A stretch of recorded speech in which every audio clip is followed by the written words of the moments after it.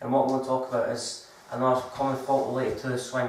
So one of the common faults I see on a regular basis is golfers who don't have any extension past impact. So what I mean by that is no extension, so their arms don't fully extend past impact. Their arms kind of get into a position where their arms just collapse and buckle up, which is known as a chicken wing.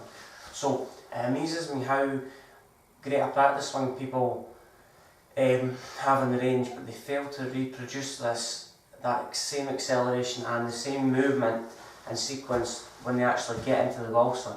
So they seem to have an inhibited shoulder turn as they come through impact.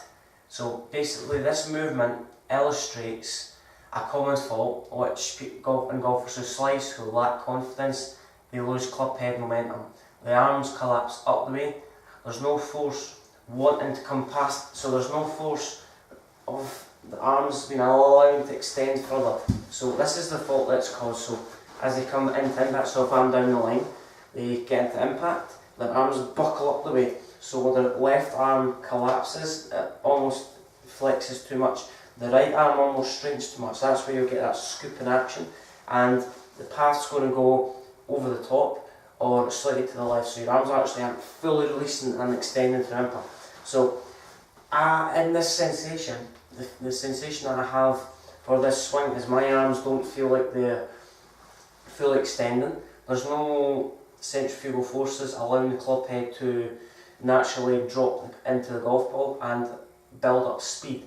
So what we need to do is we need to maintain the radius of our golf swing. If I was to draw a triangle from my shoulders into my arms, so there's a triangle from left shoulder, right shoulder, that tends to collapse. So if I hold this triangle, that tends to collapse, so the left arm breaks early.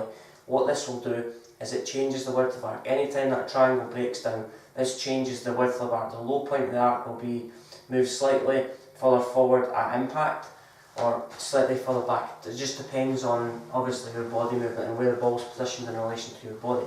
So what we need to do to maintain the swing arc, what we need to do is feel like we're swinging at baseball style. So let's say if we were watching a lumberjack cutting down a tree, the lumberjack would always fully extend the arms and hands and shoulders through impact. You would never see them do this, where they would create a lunge.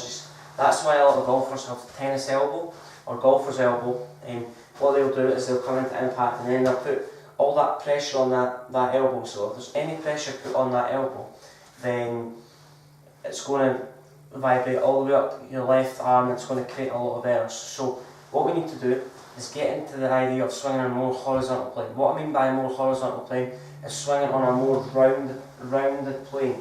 So none of this where we're swinging vertically then coming back down and the width of arcs reduced. So we need to try and introduce of the lumbar jack sensation. So we're swinging on a horizontal plane. So we take the club back and inside and then bring the club back through. And none of this where we're coming into impact, the arms buckle up the way and it's quite vertical. There's no extension past impact. That's why a lot of golfers lack distance.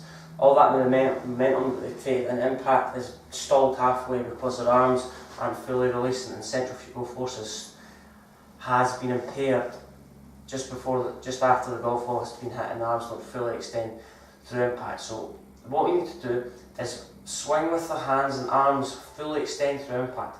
Feel the swinging of the arms, so feel that the weight of the club head is swinging. So our fastest point of the swing should be just after the golf ball, where our arms start the journey of accelerating and momentum.